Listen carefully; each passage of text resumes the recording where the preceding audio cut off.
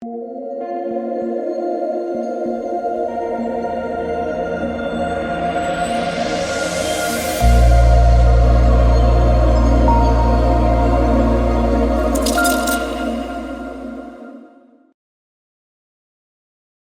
what is going on, guys? It's DK back at you with another video here, debating on the two-game NBA preseason slate on Saturday. If this is your first time watching, I cover content for NBA, NFL, and for player prop stuff like PrizePicks, Underdog, and Parlay Play. The sponsor of this video, guys, is going to be OddsJam. If you guys are not on OddsJam, what you're looking at right now is the fantasy optimizer, where gives you on sites like PrizePicks, Underdog, Parlay Play, percent chance to hit, what the line is, all that good stuff, all the different books as well.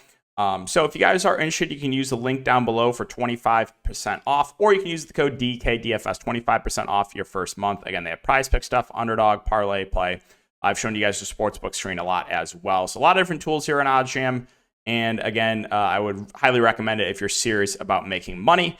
And if you guys are looking for more content, you can check my Patreon link down below. We've been absolutely dominating the preseason, and it continued tonight. So let's go over the recap here. Here is my lineup. So went to Drew Smith, Duncan Robinson, Sohan, Wembanyama, Orlando Robinson, Steph Curry, Kuminga, and Anthony Davis. Oh, here we go. Oh, I see you got people coming at my head now. Once again, people need to chill out, man. One slate, cry more. Weren't you complaining about your players earlier? I have to keep it up, right? That's the bit on Twitter. People I don't understand how people. But again, the haters, right? Here they come. We're just continue to make them mad. Just continue to win thousands of dollars every night. But no, really, I had Jamal Cain over Duncan Robinson, made that swap, ended up costing me more money, but we'll take it. Also having a really good day on the late showdown as well. I was very, very high in Kuminga. I told everyone to play Kuminga over guys like Wiggins and Klay Thompson.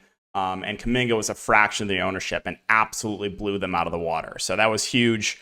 Orlando Robinson getting in massive foul trouble hurt. Drew Smith got in a bit of foul trouble as well, but still a great day overall. And then Underdog, back-to-back hooks now, where have cost me almost $2,000 now in the last 2 days.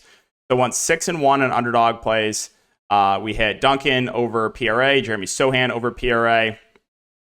We hit Vassell over points, Drew Smith over PRA, Steph Curry over points, Duncan Robinson over points, and D'Lo hook cost me another $800. I was watching the game in the second half too. I turned it on. Neither of the two assists the Lakers scorekeeper gave to D'Lo were assists. So it's just that's even more frustrating, but that alone cost me another $800. Still an extremely profitable day overall with DFS and with props. Made about $1,200 profit, but it could have been way more. It should have been over about $2,000. So continuing the hot streak here, we're going to continue to make the haters mad. Like I said, they continue to come from my head on Twitter, and we'll just continue to win, and I'll be this at night, right? So I appreciate all the support as always. Like I said, when I say that, it's talking to the 0.5%, but as I said multiple times, you'd be surprised what people say to you in this industry. All right, so let's start off here with Minnesota and New York. So for Minnesota, McDaniels missed that last game. We'll keep an eye on it. It was calf soreness. I think there's a decent chance he does play. Starters didn't play a ton last game, but I'm expecting at least first half plus one shift in the third quarter here for the Minnesota Timberwolves. So you got Ant at 9-1, Cat at 8-6, Gobert at 7-5.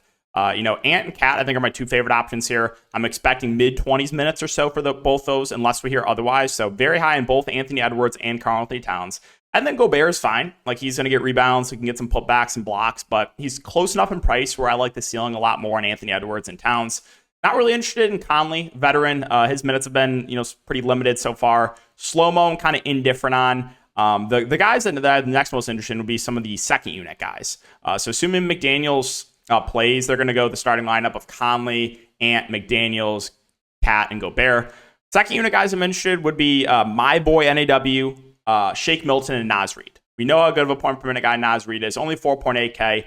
I'm assuming we get, high teens minutes for him. So he really stands out. Shake Milton, NAW, they should also run the second unit, have interest in both those guys. They'll chuck when they're out there.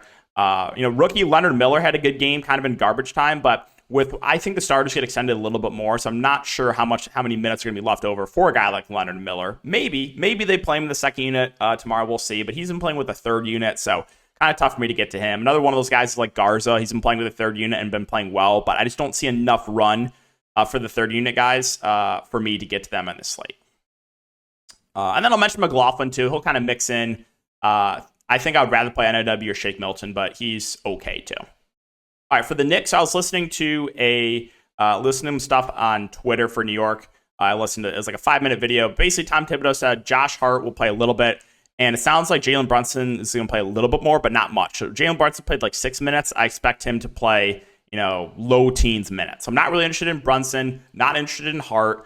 As far as the rest of the starters go, we'll see. Randall 8-4. If you're confident that like him and Barrett play into the second half, then those two I think are reasonable options. Obviously, would rather get to Randall over Barrett if you can afford him. Quickly is a guy I still like. I don't think Brunson's going to play a ton, so you should see solid minutes from Quickly. I played him last slate. Absolutely no one clicked him, and he had a huge game off the bench. So I like Quickly. Give me him over Brunson and Hart with that news. Mitchell Robinson also got extended. He played 23 minutes. He played in the second half. If they're going to play him 20-plus minutes, I think you got to have interest in a guy like Mitchell Robinson. Guys like Grimes and McBride and Fournier are okay, and they will see minutes. And then Hartenstein and Jericho Sims, I think, are interesting values as well. Hartenstein will back up Mitchell Robinson. He's about a fantasy point per minute guy. And then Jericho Sims is playing some at the 4. Not great offensively, but can get some rebounds, can get some blocks. I think he's a little bit interesting too. All right, Portland and Utah. So for Portland, Robert Williams has missed the last couple of games. We'll keep an eye on his status. With him out, you've been seeing Moses Brown and Jabbar Walker kind of playing as backup bigs. Jabbar is the backup 4. Moses Brown is the backup 5. As far as the starters go, so they started Shaedon Sharpe last game alongside Scoot, Simons, Jeremy Grant, and DeAndre Ayton. And it was Scoot and Sharpe that played a lot. They played in the fourth quarter. Scoot fouled out. Again, that cost me even more money last night. But I think Scoot looks great at that price point. I think Shaedon Sharpe, if he starts again, looks amazing too. Again, he played 30 minutes. So the two young guards for Portland, I'm very high on. The other starters, Simons, he'll chuck when he's out there. Totally fine with that. Jeremy Grant and DeAndre Ayton are reasonable. No issue if you want to go to them. Brogdon had a nice game off the bench. We know he's a guy that's a good point per minute guy. Kind of stuff the stat sheet as well. And those two bigs I mentioned, if there's no Robert Williams, then they're interesting values. Jabbar Walker and Moses Brown. Don't really know if I get to anyone else. You'll see Thibault play some minutes too, but he's not a great point per minute guy. And then it's kind of just like the third unit guys. And finally, Utah. So the Walker Kessler game really tilted me the other day where he literally had 1.1 rebound at half. But I think Lauri Markkanen is going to be your safest bet for the Jazz. He played 23 minutes last game and is a good point per minute guy. So I think Lauri is very, very safe there at the top. Clarkson at this price point, I think is playable in tournaments. More of a contrarian option coming off the bench. He can chuck when he's out there. He had 12 points, 5 boards, 3 assists, a steal, and a block. So he's interesting as a contrarian play. Olynyk also feels a bit pricey coming off the bench, but he'll be productive when he's out there.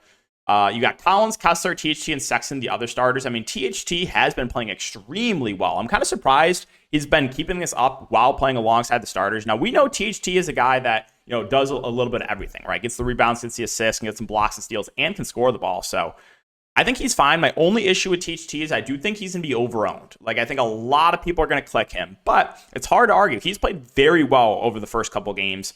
Walker Kessler, complete outlier, bad game last game.